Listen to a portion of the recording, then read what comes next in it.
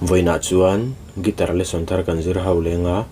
voina kan zir ho le tur chu ZAII HAUCHHUM le CHHUIHTHANGVALA ten don vero ti hlan sakha gitara Perhdan kan zir ho le don nia hela hi I in kan langa asanga e aniama B chuan minor a C sharp minor F sharp minor chuan F sharp 7 hi kan hmang te langa hetian kan metta kutzung te da son khan F sharp 7 anianga chuan heta khami shape tho kha fourth fret kan danga G sharp 7 kan hmang tel bokang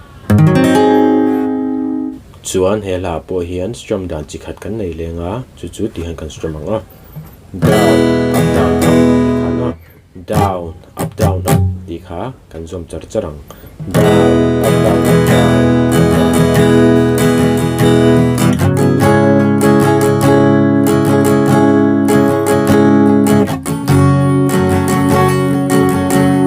khatia khami strumming pattern ngai char char man khan hlawkpui chu kan per chuanga